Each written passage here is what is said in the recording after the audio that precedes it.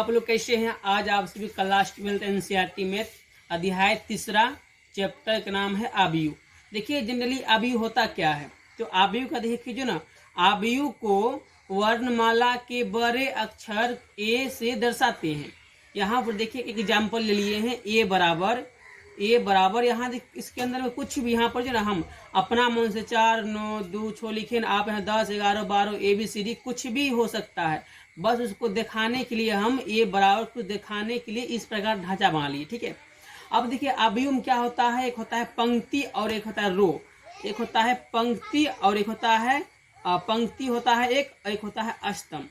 पंक्ति को इंग्लिश में बोलते हैं रो और स्तंभ को इंग्लिश में बोलते हैं कॉलम। देखिए पंक्ति को जो है ना इंग्लिश में बोलते हैं रो और उसको शॉर्ट में आर से लिखते हैं, आर से दर्शाते हैं। और स्तंभ को जो ना बोलते हैं कॉलम, जो कि इसे शॉर्ट में जो है ना सी से दर्शाते हैं।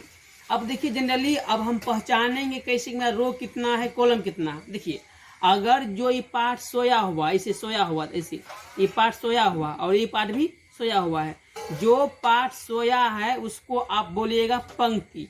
पंक्ति बोले इंग्लिश में, तो हिंदी में बोले तो हिंदी में बोलते हैं पंक्ति और इंग्लिश में बोलते हैं रो, ठीक है। ये देखिए जो सोया हुआ ये क्या है, हमारा पंक्ति है। क्या है? पंक्ति। उसी के से बोलते हैं रो। देखिए पंक्ति का है तो जो सोया हुआ पार्ट है वो मेरा हो गया पंक्ति। और जो खारा है ना, जो खारा है इसे बोलते हैं स्तंभ। स्तंभ बोले तो आपका हो जाएगा, ठीक है, कॉलम। हिंदी में बोलते हैं स्तंभ, इंग्लिश में बोलते हैं कॉलम, ठीक है, कॉलम। ध्यान दीजिएगा, जो सोया हुआ पार्ट है वो आपका हो गया पंक्ति। तो इसमें देखिए क्या सोया है, एगो पार्ट और दूगो पार्ट। ये मेरा एगो R1 हो जाएगा, R2 हो जाएगा, मतलब पहला पंक्ति दूसरा पंक्ति। जो खड़ा है वो होता है कॉलम। ये आपका पहला कॉलम और ये दूसरा कॉलम, ठीक है। और जो है ना आबीयू में पहले जब भी दर्शाएंगे तो पहले मेरा होगा पंक्ति, पहले पंक्ति तब, ठीक है, कॉलम। यहाँ फॉर एग्जाम्पल एक और ले लीजिए। देखिए यहाँ पर ऐसे कर लेते हैं, इसको मोड़िएगा, इसको मोड़ना पड़ेगा तब इसका पहचान हो जाएगा आबीयू में। जैसे कि हम मान लेते हैं ए ले लेते हैं, ए ले लेते हैं फॉर एग्जाम्पल ए। देखिए तो जो सोया हुआ मेरा क्या हुआ, रो बोले तो हिंदी में पंक्ति। जो सोया हुआ है रो, ये पहला रो हुआ, इसलिए रो को R से करते हैं, तो R1 कर लिए। ये दूसरा रो मतलब R2, और तीसरा रो तो R3। और जो खरा है वो मेरा क्या हो गया, कॉलम। C1 ये मेरा C2 A C3, क्योंकि पहला कॉलम दूसरा कॉलम तीसरा कॉलम।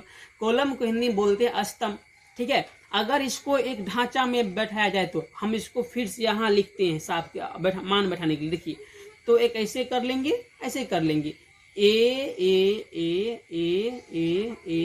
आप यहाँ ABC कुछ भी, बस समझाने के लिए हम एक मीटर बना रहे हैं आप लोग के लिए। तो ये क्या है, पहला रो है, तो पहला रो। ये क्या है, दूसरा रो, मतलब कि दूसरा रो। और ये क्या है, तीसरा रो। ओके।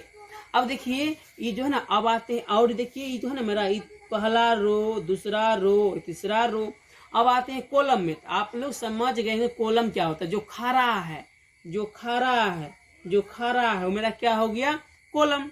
तो देखिए ना ये पहला कॉलम है, खड़ा है तो पहला कॉलम।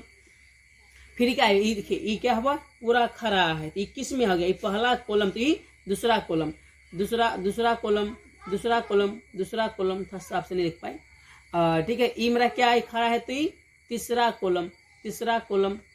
कॉलम, ठीक है।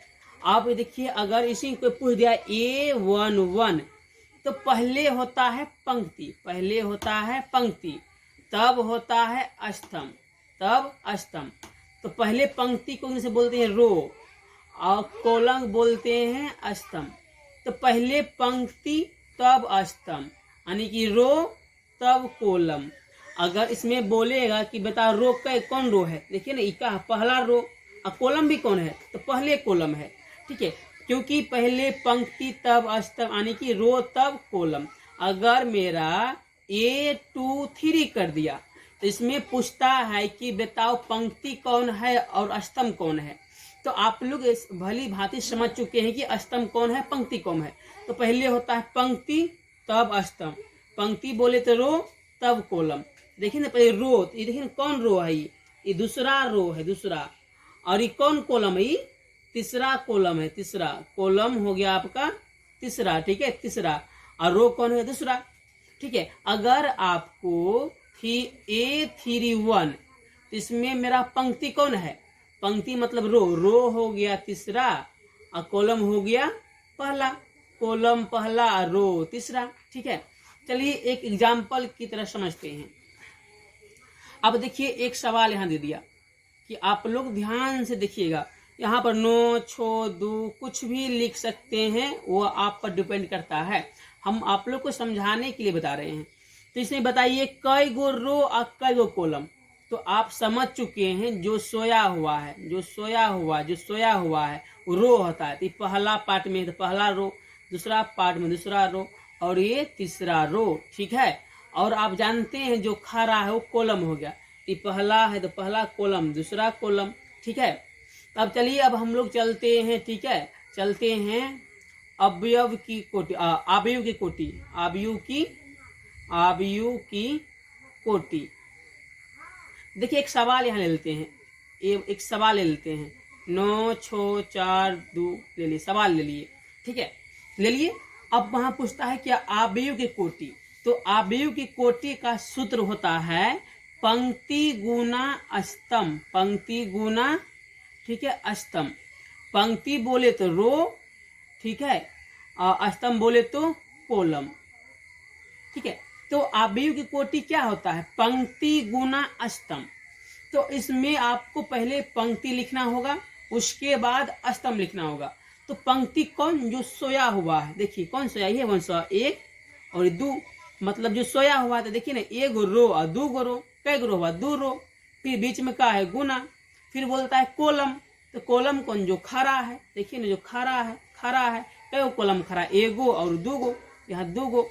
इससे साबित क्या हुआ कि दो गो पंक्ति है, दो गो अष्टम, पहले रो तब कॉलम, अगर हिंदी में बोले तो पहले पंक्ति तब अष्टम, ठीक है।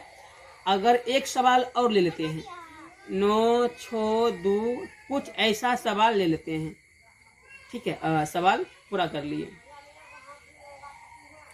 तो बताइए इसमें कि आबयु की कोटि, आबयु की कोटि, तो आपको पता है आबयु की कोटि का सूत्र होता है पंक्ति गुना अष्टम, पंक्ति गुना अष्टम।